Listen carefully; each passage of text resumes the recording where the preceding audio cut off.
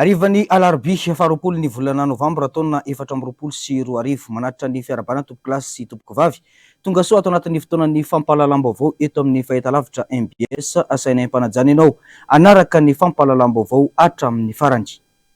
Ny pejy fiatrehana ny fifidianana no isataratsika ny fampahalalam-baovao tsy maintsy fatana aloha ny olana fototra mba tena hitondrana vahaolana amin'izany hoy ny filoha Marc Ravalomanana raha nitsidika ny fokotany Andranomahery Ankorondrano io maraina io.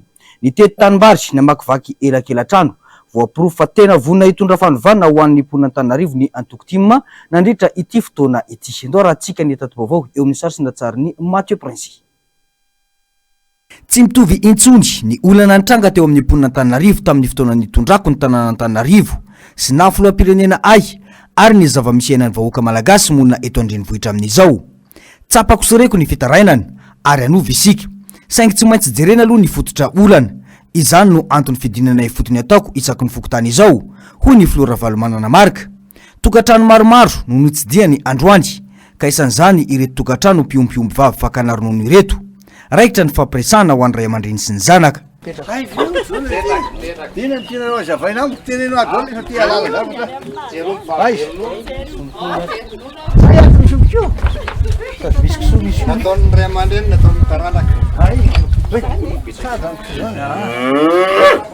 maintsy ny ataon'ny ray aman-dreny aloha no arahantsika teraka any amin'ny omby bory izy io, teraka any amin'ny 7 novambra zao 7 décembre itsy ny zanany itsy dia zao mba tiako rasany tena andimby azy io reo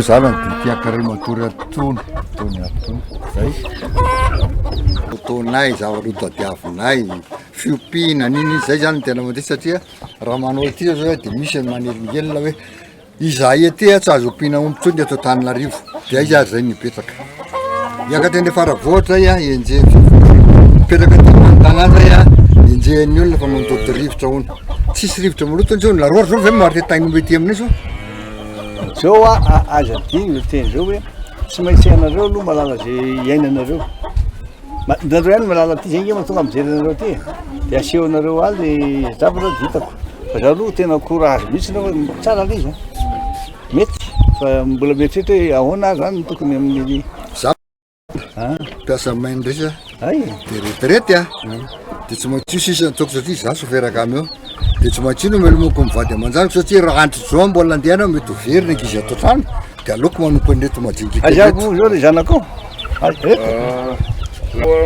maboly satria ny récolte municipale de jeune zany ino napetraky nainandre tsitoaina teo nafana nanentsika anareo le tatia tanimbary fa amtika mba no fanaren'ny be tananatozo tsy maintsy manova azy zay ny taniavana zay tena tsisy velomana intsony satria hoaiza zahay io mba retirety ny solution dafatsika misy tadianazy Ny toy ny dian'ny filoha Ravalomanana Marc nijery fotony zava-misy tena iainan'ny mponina eto Antananarivo. Fitsidiana naraina ady hevitra hatrano ny tranga. misy ogato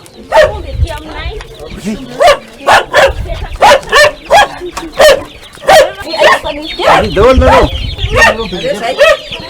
telo efa tafavavy ty zanako ay dia makavilana dia makavilana koro dia misy ronono ve omby misy kely silitra folo parivinandro eo tsy mahazo an'izany omby anankitelo reo anakomofanimbaniny any atambany ko ty dia mandeha mitery ronono anao parivina ray tsy arivo zay mitery ay dia ahoana tsika fa voalohany le izy mifato tsy mety fatao oa rehefa ao izy dia mbavahana ty mifanoto misy be voka amireo dia mifanoto dia sao dia maty eo lozy ilay kuita misy zao dia izy nareo maka an'le vilony any atambary any atampika zao fa zay hoe azo vilona dia zao ihany koa zao nareo maka ty raha natsara ny tanàna tsy maintsy verimberena. Ankoatra ny fampiresahana tamin'ireo tokatrano maromaro monina eny amin'ny faritra iva eto Antananarivo dia isana andraisan'ny filoha Marc Ravalomanana fanapahan-kevitra aingana ny momba ity tatatra eto Andranomahery Ankorondrano ity. Isan'ny fosotra miteraka tondradrano eto Antananarivo izy io. Avy hatrany dia niantso ny mponina monina eto ny Flora Valomanana mba hanao fanadiovana ity lakan-drano ity. Fona fanamboarana rafijery koa izy tena miteraka problème be avaliakazo mangatsimo sy aloha hita matoraka an'le tondradrano akazo mangatsimo fanokafana an'ity zany tena vahaolana lehibe zay tenenao atsara mihitsy eto zao le izy dia ty tokony andefasantsika machine aloha fa tsy vita tatatra mihitsy ty akazo mangatsimo ary va zany tondradrano azy zany andao aloha jerevana le an'anrony any jerevana avy anina sesy fa tsy aty nareo miasa fa tonga ihany machine mba efa miasa nareo gonoa e aloha varia natao dita lasa vita Zava-dehibe ny fahitana ny zava-misy iainan'ny vahoaka mba ahafahana mitondra vahaolana ho amin'izany. Tsy maintsy avotana sy arena ny fiainan'ny mponina satria miainga amin'izany ny tena fampandrosoana hoy ny Flora Valomanana. Ny tety tanimbary na makivaky lemaka misy volovary izay mbola tsikatra ho betsaka no velona amin'izany eto Andrenivohitra. Tontolon'ny fahasalamana kosa indray dia ny tosi-dra ny tsy fanjari-tsakafo ny aretim-bavony no karazana aretina mahazo ireo mponina ao an-dranomahery Ankorondrano. Tsy manana fahafahana mitsabo tena anefa ny ankamaroan'ireo olona ireo ka izay indrindra no antony nanaovan'ny antokotiko Madagasikara etsika fizaham-pahasalamana mamaim-pona teny antoerana ho an'ny androany. Tonga nitsidika izay etsika fitsaboana mamaim-pona no karakarain'ny kandida Ravalomanana Todjotetsy amin'ny fokontany an-dranomahery izay ny filoha nasionaly ny antokotiko Madagasikara Ravalomanana Marika ny maraina teo. Nankahery ireo mpitsabo ny tena nandritra izany ary nanamafy fa tsy maintsy ho averintsika ny asy ny mponina Antananarivo. Ndo arahantsika ny tady vaovao eo amin'ny sarisina tsariny Mathieu Prince Atrany. Tranga iray naonena hita teto Andrenivohitra ny seho androany ity. Sarety no any fitaterana fitondrana marary ho an'ny malagasy sasany. Ny zavatra toy izao no ilana fanovana sy famerenana indray ny fanantenana ho an'ny malagasy izay apetraka manomboka eto Antananarivo. Ny tosi-dra, ny tsy fahampitsakafo ary ny aretim-bavony ireo no tena aretina mpahazon'ny malagasy moniny ety amin'izao. Aretina izay tsikatra fa misy ifandraisany amin'ny krizy mahazony isan-tokantrano amin'izao. Itsy ankilany lafo ny vidim-panafody. Vitsy noho izany no mamonjy toeram-pitsaboana araka ny tokony ho izy raha ny fanadiadiana. Mana zalaho ambony ihany misesika fa ny majinika dia majinika eny ihany tsy ngahita zany ange zao e tokony io mamana sady mana mangalatra fotsiny nataony fa ngahita dia fandeha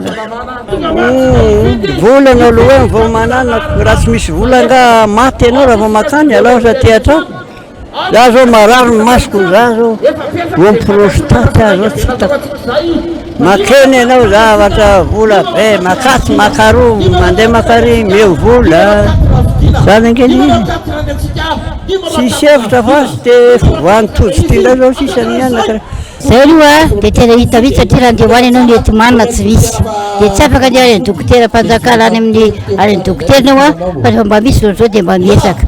Fa le hokevitry ny olom-pirenena nandritra ny etsika fitsaboana mahaimaim-pona izay nataon'ny kandida Ravalomanana Todjo teto amin'ny fokontany an-dranomahery Ankorondrano ireo. Dokotera enina no nifandrimbona nandray marary mahaimaim-pona avokoa na ny fizaham-pahasalamana na ny fanafody nomena. Nijery izany ny filoha Ravalomanana Marika ny maraina teo ary nankahery ireo mpitsabo nanaiky an-tsitrapo hiasa ho an'ny tombontsom-bahoaka tahaka izao. Eto zany dia nierisena président fizarana fanafody eto fizarana fanafody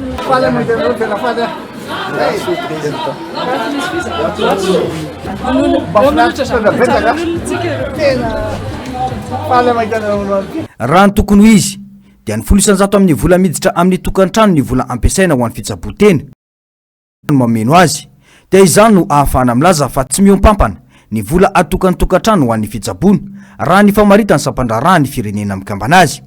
Raha ny angom-baovao izay natao anefa dia ny ankamaroan'ny gouvernemanta aty Afrika ka tafiditra ao anatin'izany i Madagasikara dia tsy mamatsy ny 50% ny teti-bola manontolo atokana ho an'ny fahasalamana akory fa ny fianakaviana tsirairay no miantoka izay tsabony tena sy ny ankohonany.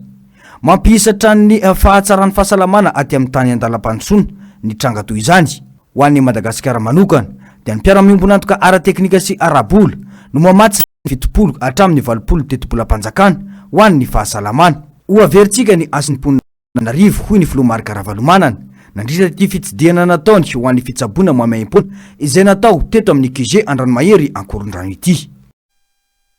Fandito teny amin'ny fokontany Andranomahery Akorondrano iny androandry ny fampelezan-kevitra tamin'ny alalan'ny fitsidiana isam-baravarana ho an'ny kandida Ravalomanana Tojo.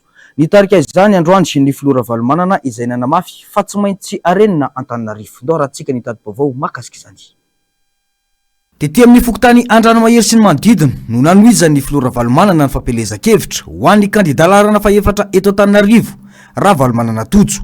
Tena anovy isika satria potika Antananarivo hoy ny filoha Ravalomanana nandritra izany. Ty zanako ty atao bedy tanàna fa ho amboariny daholo mihitsy aty aminareo ty zay koa zay anao zany mbola izaho aloha mijery dady aloha mijery fa samy hafa be tamin'izany tondra sy zao gaga be mihitsy samy hafa be dia makaty aloha mijery dia hoe rehefako makaty zao natao ry zao natao ty azonao zany zao mijery an'le toerana eto amin'ity renivohitra Antananarivo ty ho jereko daholo tsy mijanona mihitsy fa tokony fa ny fifidianana ina mahatonga manao an'izany samy hafa be ny zavatra nisy taloha sy ny amin'izao fotoana izao dia hamoramora azy rehefa tonga ao tonga dia fatapatako daholo io azonao zany tena namboatra azy io ataontsika tafarany ty kitsy atao vava fotsiny fanovana fa tsy maintsy tanterahana mazava anareo izy sotsabetsaka dada tena faly amin'izanao tena dia sahirana nareo mafaly aloha izy dia jerevantsika koa raha ohatra mbola misy aza atao koa hoe mba mena sakafo aloha fa tena le nono aloha le olo no tena voatenaingana ny fahasalamany sy ny fahampenana zay daoa sotsabetsaka io reo ke tsy mijery zay mandalo tsy mandalo ka io tsy mandeha tsy mandeha izy daholo dia eo miandry anjarany io tonga ty any marina tonga ty aminareo marina mbola mba mahatsiaro ihany to tsy adiniko mihitsy ianao mbola mahatsiaro anay ihany tsy adiniko mihitsy aza zay azariny zay eno a tandrema ty koa azy dinina ty tsy adiniko ty aloha meko hitanao be ty mba zaraiko hoan'ny aza Tsara trano moa ny manamarika fa kandida larana faefatra ao anatin'ny bileta tokany ny kandida Ravalomanana Tojo. Mbola amin'izay vaovao ny fifidianana izay hatrany dia manodidina ny fito ka hatramin'ny 500 ny malagasy no manana fahasembanana. Maro amin'ireo olona manana fahasembanana ireo no sahirana tsy manana fahafahana manaraka sy mandray anjara amin'ny zotram-pifidianana noho ny olana eo amin'ny toe-batana izy ireo. Miteraka olana amin'ny maha olom-pirenena nefa izany ny tsy fijerena sy ny tsy fanajana ny zony ary ny tsy firarahina ny fisian'izy ireo ka miteraka voka-dratsy ho azy ireo izany na eo amin'ny lafim-piainana na eo amin'ny lafiny fandraisana andraikitra. Sitraka Ratovina Ambinitsoa sy ny Arotanjona no mitatitra ny antsipriana izay vaovao izay. Manana zony amin'ny fandraisana anjara feno amin'ny fifidianana sy ny fiainam-pirenena manontolo toy ny olom-pirenena rehetra ireo olona manana fahasembanana. Raha ny zava-mitranga ankehitriny kosa nefa no asiteny dia tsy mahazo sehatra ho amin'izany ny ankamaroan'izy ireo. Sakana tsy ahafahany miditra amin'izany sehatra izany ny fahasahiranana mahazo azy ireo manoloana ny fikarakarana ny fifidianana. Ohatra fotsiny ny eo amin'ny fijerena ny anarana anaty lisam-pifidianana.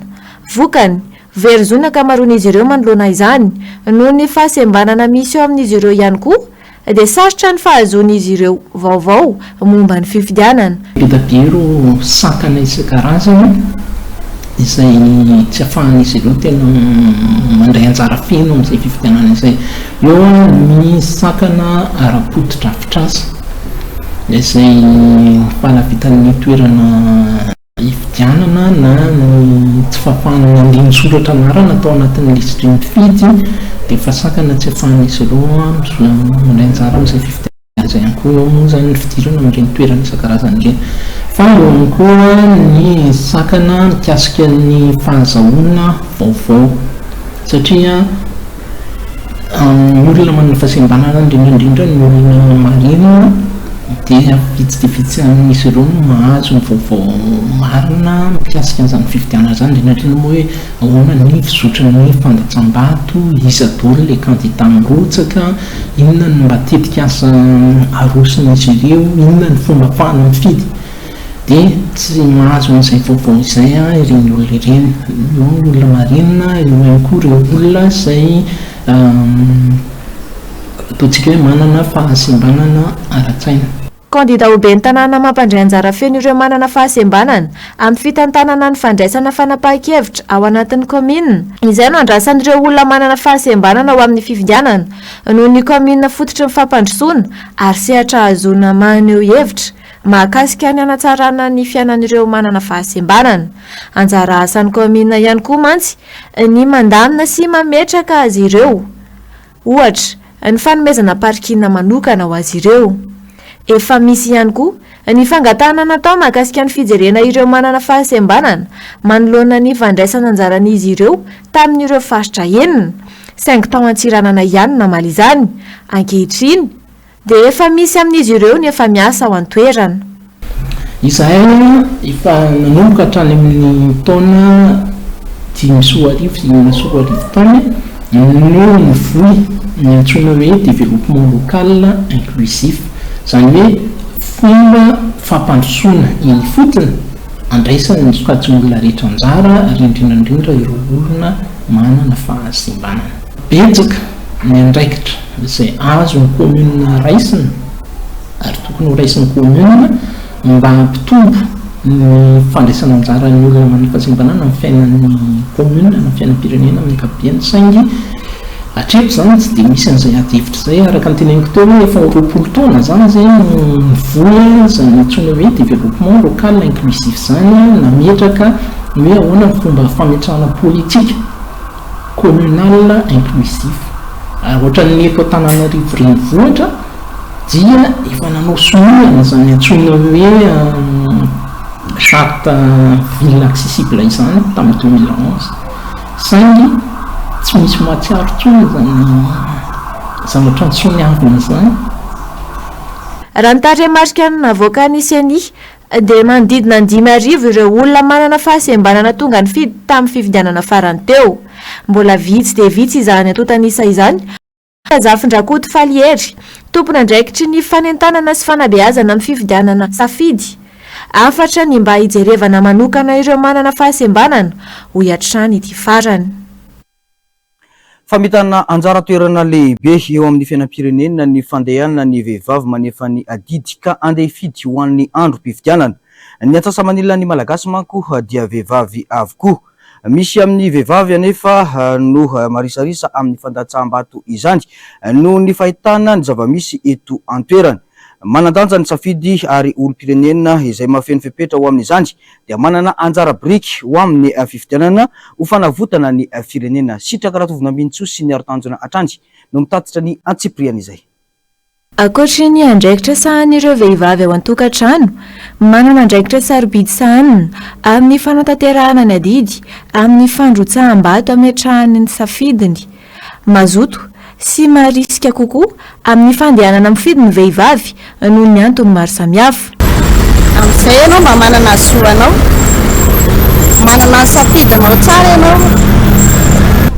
Fandehanana mifidy aloha dia fampisehoana izany hoe tsy verosoa ianao izany a, tsy olona hoe voafonja, dia afaka manao ny hevitra ao ianao na andany olona na tsy andany olona izany fa zava-dehibe maneho ny safidy. Fa etsy andaniny izany misy ireo vehivavy efa mpandeha nifidy tamin'ireo fifidianana teo aloha, saingy tsy mahazoto intsona amin'izao fotoana noho ny fahadisom-panantenana manoloana ny zavatra ataon'ireo mpitondra ankehitriny.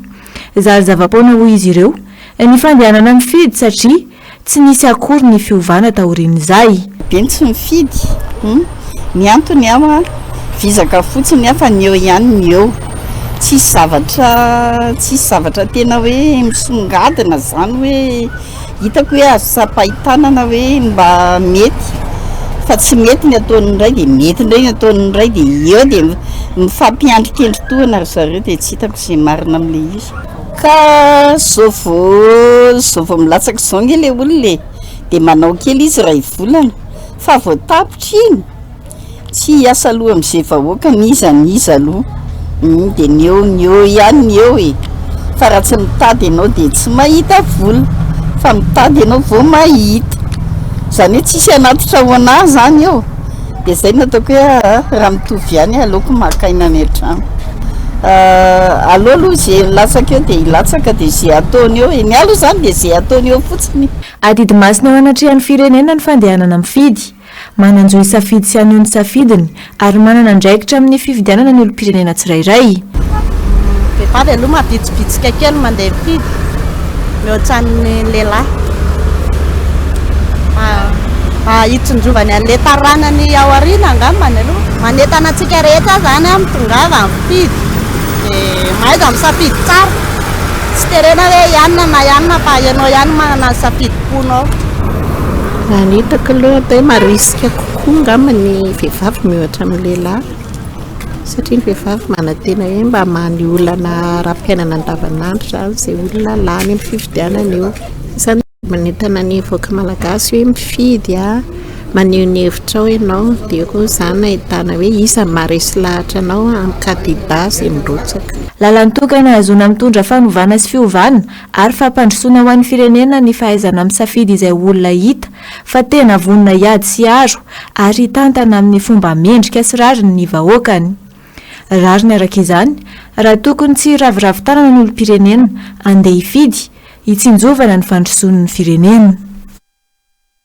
Mbola hijanona eo amin'izay vaovao ny fifidianana izay hatrany isika ny joro ny tanora RMDM miantso ireo tanora namany hiatrika ny fifidianana ny 1 Desambra 2024 avy izao ka anoana sy andatsabato ho an'ny kandida atolotry ny antokotiko Madagasikara eto Antananarivo renivohitra raha valo manana tojo laharana faha-efatra. Kiondalana lehibe ho an'ny fiainam-pirenena ny fifidianana ka tsy tokony atao atsirambina satria io no amaritana ny ho avy rehetra. Mila olona mahay, malala ary mavita nefa izany hoy izy ireo ka mahafeno izany fepetra izany ny kandida raha valo manana tojo. Nidina teny fotony nampahafantatra ary nanao ny fanentanana ampandanina ny kandida laharana faha-efatra ny tanora RMDM ho an'ny androany.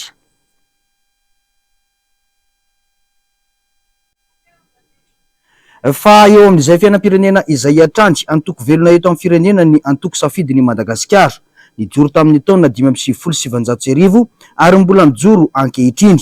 Amin'ny maha antoko miaina eto amin'ny firenena republikanina azy dia hitondra ny anjara birikiny amin'ny raharam-pirenena rehetra fa indrindra izay hita fa mahatsara sy mahasoa ity tanindrazana iombonany ity ny antoko. Ao anatin'ny fiatrenan'ny fifidianana be ny tanàna sy mpanolotsaina tsy manana kandida natolotra amin'ny anaran'ny antoko safidin'ny Madagasikara fa ny safidy kosa ny anoana kandida. Manao antsoavo ho an'ireo rafitra mpikirakira ny fifidianana mba hijoro hatrany amin'ny fanajana ny tsy fitanilana sy ny ara-dalàna ho antoky ny fifidianana madio tsy mitanila ary ekendrehetra ny antoko. Ny 14 Novambra lasa teo nanatontosa fivoriam-be teto Antananarivo ny antoko safidy Madagasikara ka voafidy tamin'izany ho filovaovao mitarika ny antoko Andriamatoa Nirina Rakotoary John. Napetraka ho filombonahitra kosa ny filohampanora ny antoko dia ny Generaly Désiré Rakotoary John.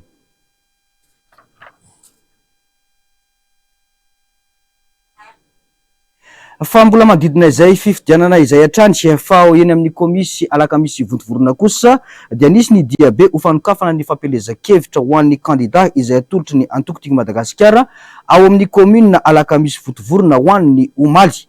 Tonga maro ireo mpanohana ity kandida ity nandritra izany ary nampiseho firaisan-kina ho fijerena ny tombotsoa ny commune ao antoerana. Ndao arahantsika ny tatim-baovao mahakasika izany.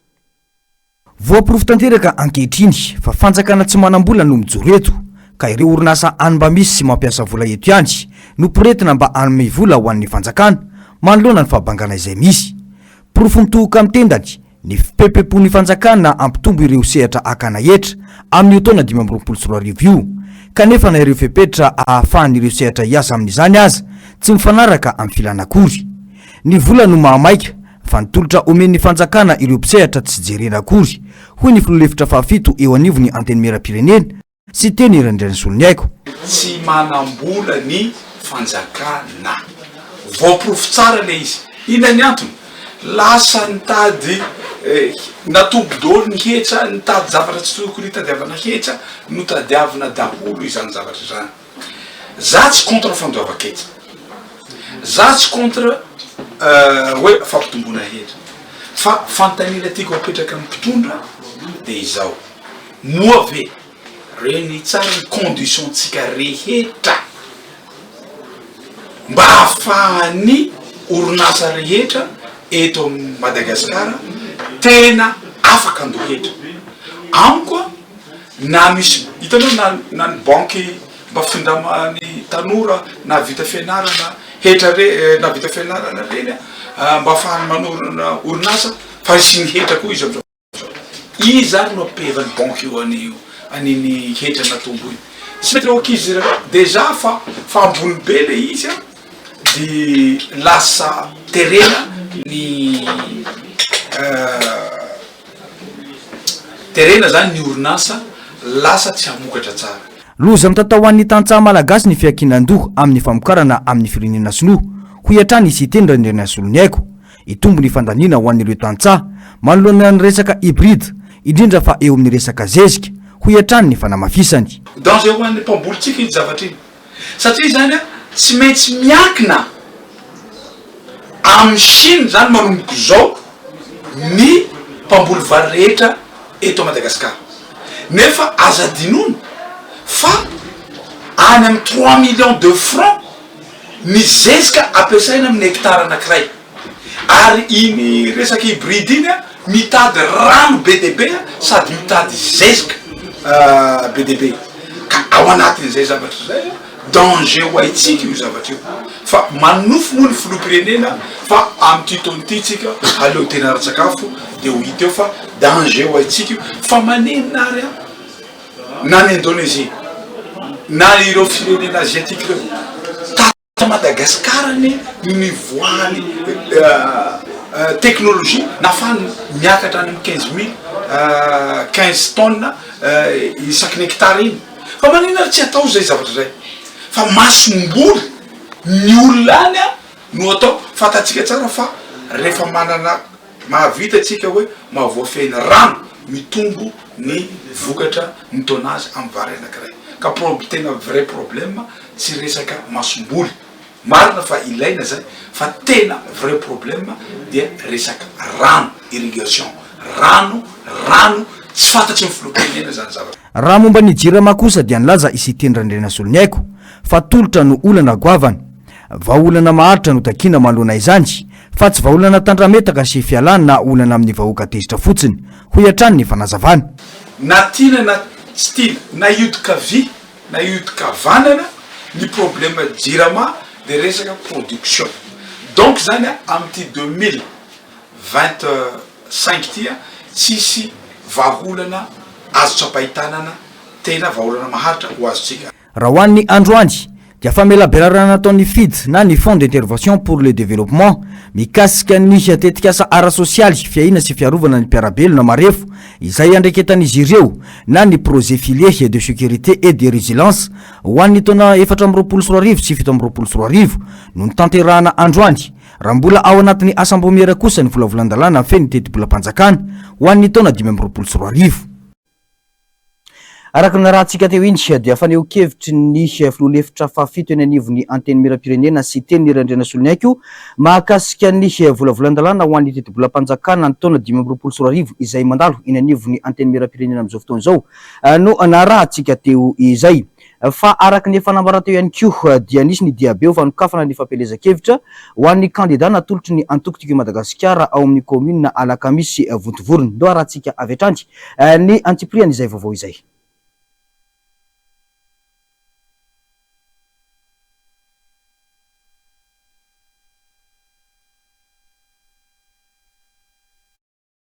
Fanimpom-pivavahana tao amin'ny fiangonana Saint-Luc ambony Arina no nanomboan'ny kandidalarana fahatelo izay natolotry ny antokotiko Madagasikara ao Alakamisy Vontovorona mendrika arasolony irina ny fampelezan-kevy no maly tonga maro ireo mpikatroka na mpiseho firaisan-kina taorian'ny fanimpom-pivavahana dia nitohy tamin'ny diabe nainga teto Alakamisy ary ny farana teny Vontovorona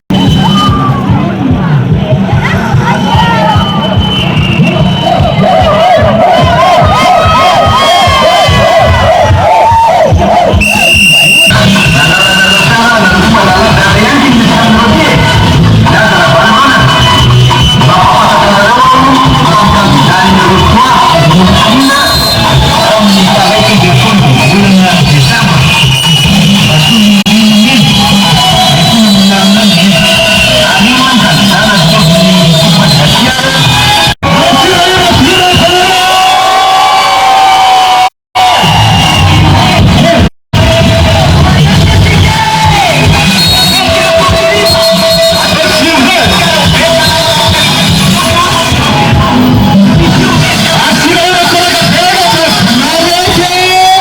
toa fitanisana fotsiny sy fampanofisana vahoaka fotsiny ihany no nataony mpitondra ankehitriny tamin'ny vahoaka malagasy raha ny zava-misy iainana isam-baravarana amin'izao no zoina tsapany tsy fampitokisana intsony eo amin'ny mpamatsy vola any Madagasikara sy ny mpitondra fanjakana ankehitriny. Ny vahoaka malagasy hatrany anefa no izakany mafy vokatry ny tsy fahaiza mitantanio. Tsy manana fijery lavitra ny fanjakana fa manao fitantanana tefo maika ka efa misy olana mitranga vao mikaroka vahaolana. Tsy mahagaga raha mivaralila ny raharam-pirenena. Ankoatr'izay, be loatra ny fikatsana tombotsoa manokana sy fanaovana ampimamba ny fitantanana ny raharam-pirenena, any ka ny toe-karena no mikatso voalohany izay miteraka olana goavana any ny sosialim-bahoaka. Miezaka mandroso avokoa ny firenena afrikana mitovy amintsika ankehitriny, fa i Madagasikara miverina tanteraka any amin'ny fanjanahan-tany indrindra fa ara-toe-karena hoy Paraina Auguste. Na le fanaovana exploitation le pétrole sika na gaz sika sika dia sy manao zao nefa n'olo manao ihany, manao ny Mauritaniana, manao ny Mozambikiana akekatsiketsy misy io, misy pétrole misy gaz sika any amin'ny faritry ny mahaboboky amin'ny Tuniara io na amin'ny Moldava io satria plateau anankiray ihany akekasika raneo zareo zao refa manomboka isitraky anazy isika zao voafaritra sy mahazo manao nefa hoe io énergie sale énergie maloto io nefa ny américain sy ny japonais mampiasa charbon ihany mampiasa charbon vao maiky zao mafy io charbon sy gaz de système amizao hoe amin'ny tremplin amizao izy sy mandrarany io accord de Paris io zay asika voafaritra anatin'io vola koa omena asikany asika arirarira amin'ny vola tokony azo amin'ny resaka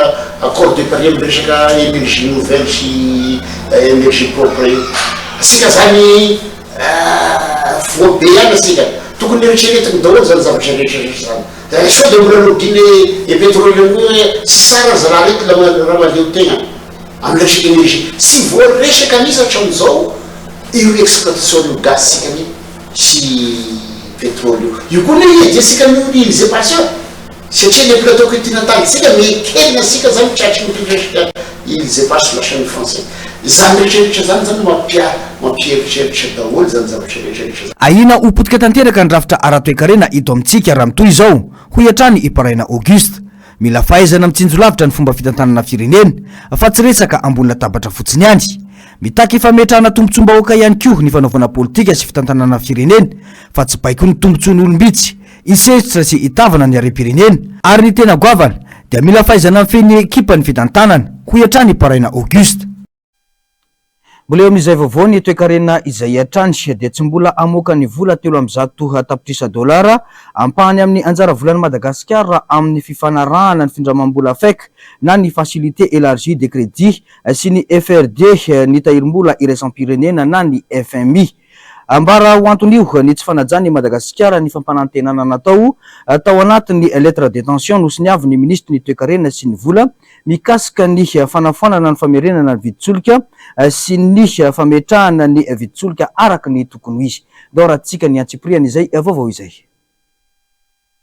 Tsy nanaja ny fampanantenana natao tao anatin'ny lettre d'intention izay nosoniavin'ny ministry ny toe-karena sy ny vola ary nalefa tany amin'ny tale général'ny FMI Kristalina Georgieva i Madagasikara ka antony tsy mbola amoahany tahirim-bola iraisam-pirenena na ny FMI ny anjaran'ny Madagasikara amin'ny fifanarahana FEC na ny facilité élargie de crédit sy FRD na facilité pour la résilience et la durabilité mitentina 300 tapitrisa dolara raha ny lahatsoratra navoakany Africa Intelligence. Mbola tsy tantaratra ao anatin'ny volavolan-dalàna mamaritra ny tedi-bola ho an'ny taona 2024 raha teo io finiavan'ny fitondram-panjakana malagasy io izay mikasika indrindra ny fanafoanana ny famerana ny viditsolika sy ny fametrahana ny viditsolika araka ny tokony ho izy na ilay antsoina hoe ajustement automatique des prix à la pompe. Io anefa no fepetra takin'ny FMI amin'ny firenena malagasy amohan'izy ireo io vola io. Fa izy sy fiatraikany goavana amin'ny toe-karena sy ny sosialy sy ny tolo-kevitra naroso ny sampandrarahany etra aka etra aotra faingo 500 amin'ireo vola mivezivezy amin'ny alalan'ny mobile monnaie eto Madagasikara hoy ireo mpisehatra amin'izany. Angatahan'izy ireo ny isiny fampidiniana misokatra amin'ireo mpisehatra rehetra izay voakasika isiny vahaolana iraisina. Tato vaovao. Enta mavesatra ho an'ireo malagasy 3 tapitrisa mampiasa ny mobily money ny fikasany sampandrarany hetra aka hetra aotra faingo 5 isanjato amin'ireo vola mahery ny 5 alina sy 2 hetsy ariary mifamezivezy amin'ny mobily money ary anotonany toe-karem-pirenena. Tsy ho tratra mihitsy ny tedi-bola 3.7 miliara ariary no tombanana ho azon'ny fanjakana avy amin'ny oetra io satria tsy ho takatry ny fahefan'ny mpanjifa ny sarany izay mety hiakatra avy 5 eny na mihoatra ny sarany fandefasam-bola ary hatratra avy 2 eny hatramin'ny avy 10 eny izany ho an'ny fandoavam-bola mpivarotra na ny antsoina hoe paiement commerçant.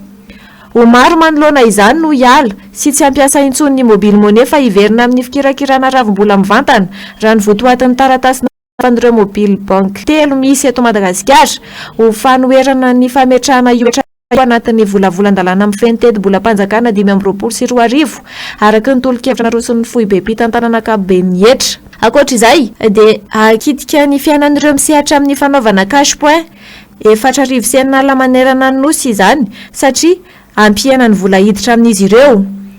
Nambaran'izy ireo mazava fa hitarika amin'ny fiakaran'ireo saram-pikirakirana vola amin'ny alalan'ny finday ka ampitotongana ny fahefa-mividin'ireo mpanjifa, fiainan'ny olona mpiasa mobile money amin'ny fandraisana, fandefasana ary fandoavam-bola sy ny fitotongana ny vola miditra amin'ireo cash point sy ireo mpivarotra mampiasa ny mobile money noho ny fiakarana hatramin'ny avy 10 eny ny saram-pandoavam-bola amin'ny alalan'ny finday ary ny fironana bebe kokoa makany amin'ny asa fiariny ivelan'ny ara-dalàna na ny secteur informel izay ampiana ny fidiran-ketra ao anatin'ny kitapom-bola mpanjakana ny fampiarana izany.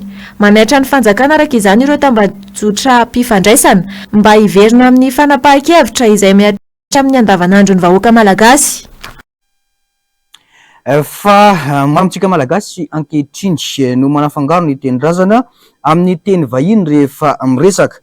Antony maro no mahatonga izany izay miankina amin'ny tsirairay ny fampiasana ny teny-drazana tsy mifangaro anefa no ahafahana mampandroso ny firenena ka mila manaja izany ary mampita amin'ny vahoaka izany ihany koa na ireo ratsamangaiky ny serasera sy ny fanabeazana. Tato-baovao ny Sitraka Karatovina Ambinitsoa eo amin'ny sary sy ny ratsariny ny aro-tanjona. Maro amin'ireo olom-pirenena teratany malagasy no tsy mahafeny teny-dreny ka mampirafy izany amin'ny teny vahiny rehefa mitafa sy miresaka na ihany koa ilay antsoina hoe manao teny vary amin'anana. Lafiny maro no tena mahatonga izany izay miainga tany amin'ny fanabeazana. Hany ka tsy hay sy tsy voafeny teny malagasy ka mitarika ny akamotsaina hikaroka voambolana ilazana zavatra ary ho atery mameno izany amin'ny teny vahiny izay tonga voaloha ao an-tsaina. Ka izany rehetra izany no mitarika ny fahazarana ary lasa teraka eo ny fampirafesan'ny teny.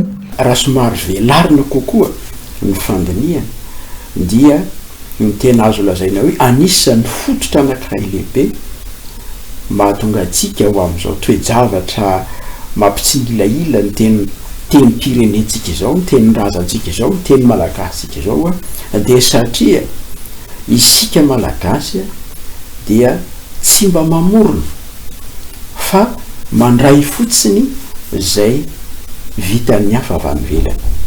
Eo amin'ireo le kojakoja samihafa ilaintsika amin'ny fiainana andavanandro dia antsika ohatra ny hoe ry zareo sinoatra tsy mitsahatra mikaroka, tsy mitsahatra mamorona zavatra vaovao ary mampitobaka an'izany eo amin'ny tsena iraisan'ny pirenena. Ary rehefa mamorona zavatra anankiray ianao dia tsy ilay zavatra fotsiny voaforona fa miaraka amin'izay koa ny teny ilazana ho azy. Isan'ny mampandroso ireo firenena matanjaka ny fanajan'ny teny-drazany ka ampiariny sy iainany izany. Mifanohatra amin'izany kosa ny eto an-toerana ka mampitotongana ny fahaizana ny teny malagasy. Tompona andraikitra atao fitaratra ireo rehetra mpampiasa izany mba ho henoina sy ho vakian'ireo malagasy, ireo mpitondra fanjakana sy ireo ratsamangaikany fa indrindra ihany koa ireo haino aman-jery isan-karazany izay mampita sy mampafantatra ny vahoaka ny zava-misy eto amin'ny tany sy ny firenena. Fanapahan-kevitra politika anie ny momba ny teny satria raha vao amin'ny teny hoe teny sika dia tena politika izay. Jereo ohatra fa any firenena rehetra any ivelany any dia ny teniny no meny tombo-toerana. Raha misy ny betadrindrina any amin'ireny rom-panjakana samihafa ireny any ivelany any, makany États-Unis ianao dia teny anglisiny eo, makany Chine ianao dia teny sinoana eo, ny teniny no hasininy dia manaraka ny teny hafa. Fa ny eto amintsika na toerana aiza na toerana aiza dia tsy teny malagasy ny voalohany fa na dia toerana ifamezivezy amin'ny besiny maro azy dia teny vahiny no mipetraka eo. Ary na eo amin'ny fomba fiasa amin'ny ankapobeny aza eto aminosika rehefa misy lalàna volavolaina dia amin'ny teny frantsay aloha no amolavolana sy anoratana azy izay voadika amin'ny teny malagasy. Raha ny mifamadika amin'izay ny tokony ho izy vahaolana anankiray hafa ihany koa akoatran'ny hoe fanomezana hasina ny teny malagasy amin'ny fanapahan-kevitra politika raisiny manam-pahefana amin'izany ny fanabeazana sy ny fampianarana any an-tsekoly. Eto amintsika teny inona no ampiasaina amin'ny fampianarana ny zaza malagasy. Ampanontany telo izany toejavatra zany hoe firenena maly eo tena marina re isika, fa tsy firenena maly eo tena isika raha tsy mbola mahavita mampiasa ny tenitsika araka ny mahatenitsika azy, araka ny mahateny velona azy amin'ny fampitana fahalalana sy fanabeazana ho an'ireo ankizy sy zaza beazitsika. Andrianiko ny teniko ny an'ny afako feheziko sarobidy ny tenindreny tsara kokoa hatrany araka izany ny manaja sy mianatra ary mampiasa ny teny malagasy izay tsy manakana ny fianarana sy ny fifehezana ny teny vahiny. Eo amin'ny maresaka iraisam-pirenena manohany hetsika rehetra ary manamafy ny fahavononana ampitsatra ny ady ao Gaza sy Liban sy ny fandriam-pahalemana maneran-tany indrindra eo amin'ny resaka toe-karena maneran-tany ireo firenena lehibe mandray anjara tamin'ny fivorian'ny G20 nandritra ny roandro tao Brésil. Nisy ny filazana nandritra ity fivoriana ity fa zava-doza ho an'ny fandriam-pahalemana ao Moyen-Orient raha toka misy ny fifandonana eo amin'ny Israel sy Iran ka hiantraika mivantana eo amin'ny fanafarana solika ho an'ireo firenena afrikanina ka mila sorana dian'izao izany ady izany. Sindorantsika ny tato-baovao momba izay. Tao anatin'ny fanambarana iombonany taorian'ny fionan'izy ireo tao Rio de Janeiro nandritry ny roa andro naneho ny ariany momba ny toe-draharaha olona ao amin'ny faritry ny morontsiraka palestiniana ireo filoham-panjakana sy ny governemanta mivondrona ao anatin'ny G20 ary nanamafy ny fanohanan'izy ireo anatin'ny firaisan-kina amin'ny fampitsarana ny ady ao Gaza sy Liban ary nanamafy ny ezaka amin'ny fahafahan'ny olona mody amin'izy ireo ampilaminana tanteraka. Ny G20 izay rafitra iray ara-toe-karena iarahany tandrefana amin'ny firenena tantsinanana. Nananeloka ny mpitondra Israeliana ny G20 manoloana ny famonoana feona bibiana ireo vahoaka Libanais raha nitatitra nahafaty olona mahery ny 734 alina atin'ny Israely tamin'ny Gaza ary nandratra olona 4,400 sy 100 hafa. Anisan'ireo voasa natrika ny fivorian'ny G20 tao Brésil ny filoha Vladimir Poutine saingy noho ny sazy mbola nomen'ny CPI azy dia tsy afaka niatrika izany ny tenany ka solo-tena nalefany tamin'ny alalan'ny lehiben'ny diplomasia russe. Nilaza ihany koa ny filoha saodienne nandritra ny fandraisam-pitenenany fa zava-doza ho an'ny fandriam-pahalemana ao Moyen-Orient raha misy ny fifandonana eo amin'ny Israel sy Iran. Ka hiatraika mivantana eo amin'ny fanafarana solika ho an'ireo firenena afrikanina ka mila sorohana dian'izao. Tanjona hoy izy ireo ny ananana filaminana sy fandriam-pahalemana maharitra indrindra eo amin'ny lafin'ny toe-karena maneran-tany. Tapitra ny fampalalambo voantsika tompoko lasy sy tompoko vavy mankasitraka anao nanaraka izany hatramin'ny farany mametraka ny soavatsara veloma tompoko.